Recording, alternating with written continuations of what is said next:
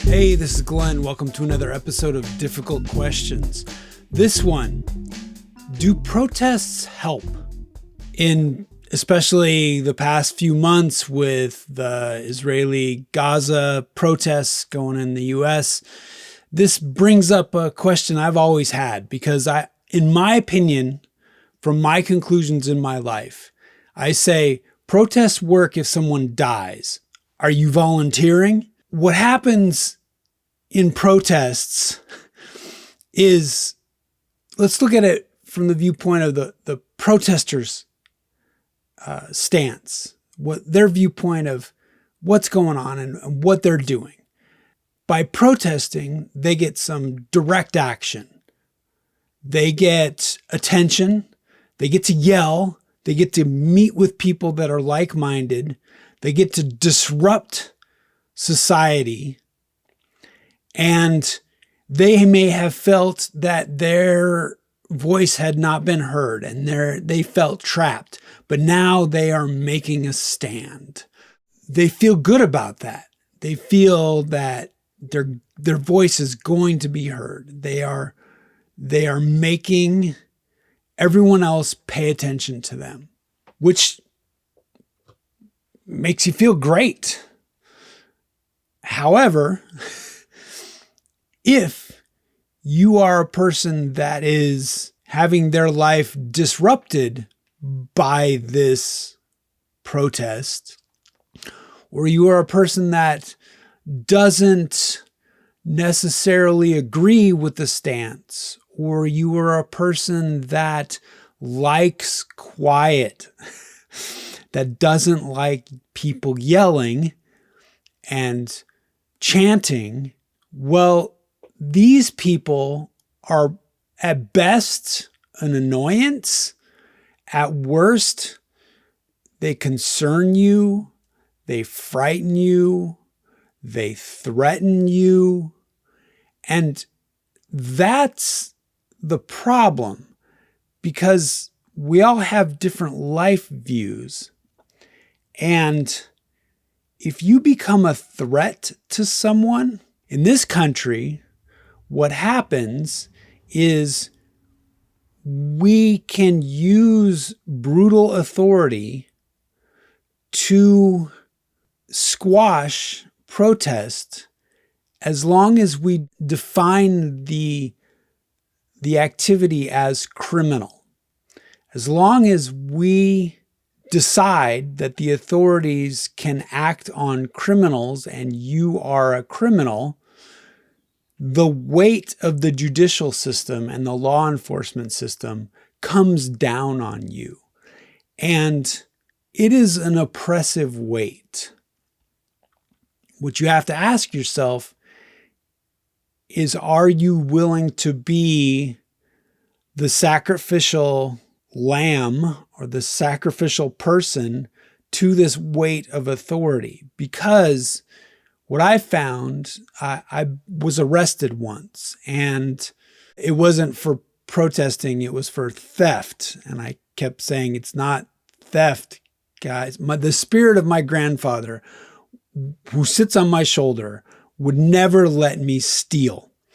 But these police, when they encountered me, they needed me to be a criminal, because in their mind, they catch bad guys. They are always the good guy. So even when they use pepper spray or they handcuff people and put them in the back of the cars, I call that kidnapping.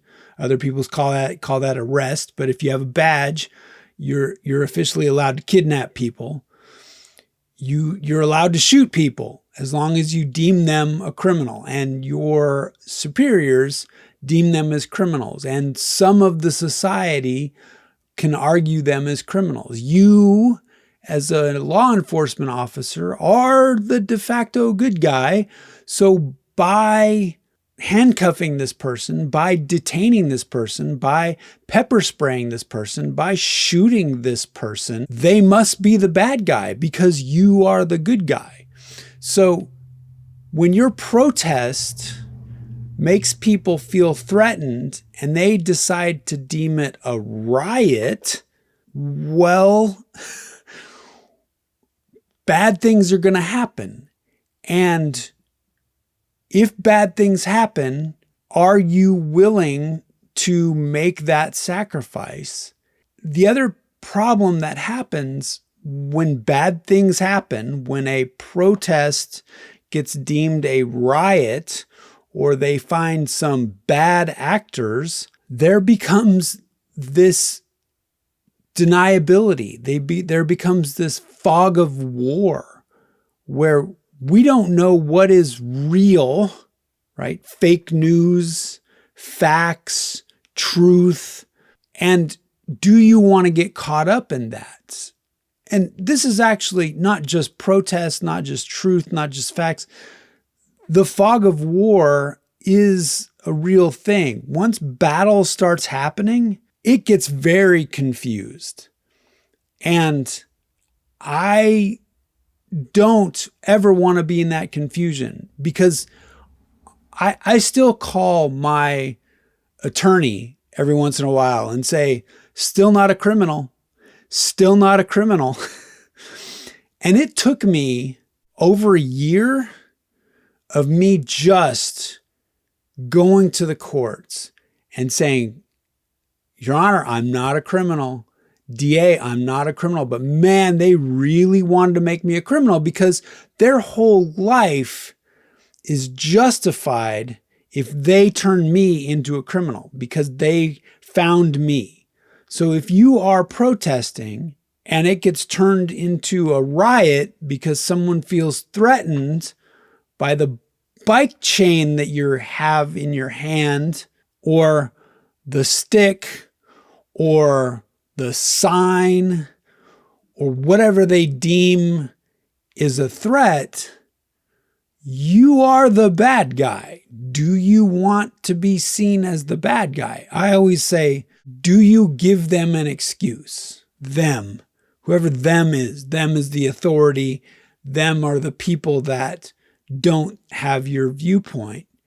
Do you want to give them an excuse to call you a criminal to then use the force of law enforcement and the legal system and the judicial system, which is great, which is oppressive, which is a switch once you turn on, it runs, and it is hard to defend yourself through this chute that you have been put into. And it takes a lot of time and a lot of effort. I look back at the protests of the civil rights movement, and the ones for me that really stuck out were the Freedom Riders, were these young people from New York that were going to drive south and protest segregation in the South. And those Freedom Riders got pulled over by police in the South and got killed. Now, we take that as a lesson, and our modern world looks at that as a very valiant effort. And we may remind ourselves of that and put that knowledge in our decisions for integration into the future and possibly not being a racist. It's a good moral story for us. But those students, those young people died. They're done.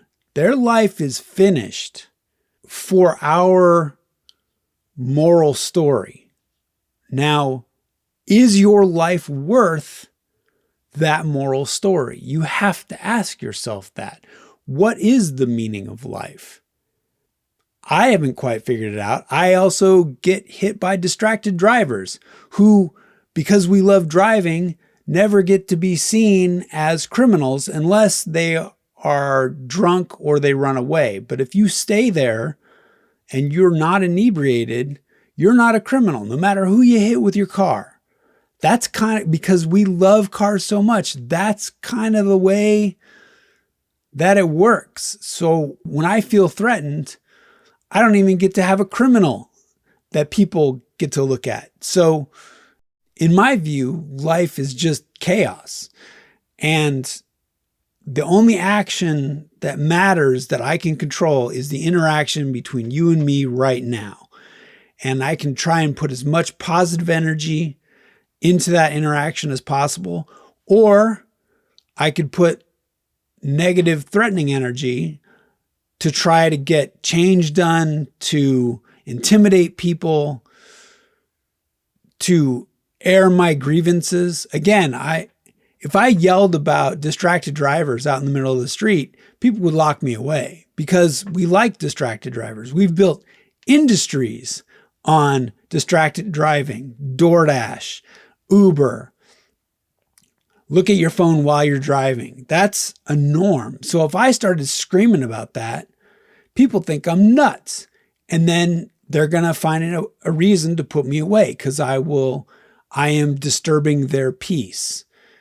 And that's the risk you take when you are protesting.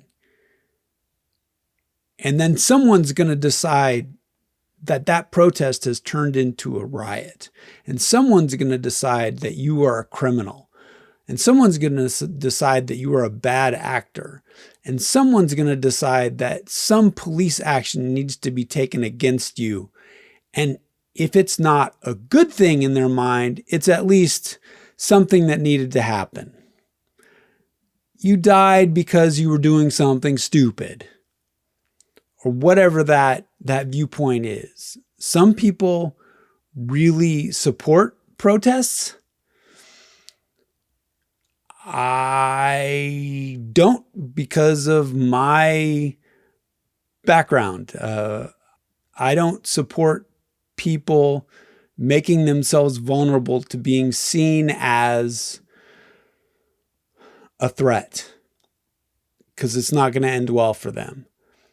I think there are other ways, other strategic ways to where you can not give them an excuse to define you as a criminal. And I think protests are an easy way to be defined as a criminal. But what do you think? I'm only one person. I have my life choice. I have my life views.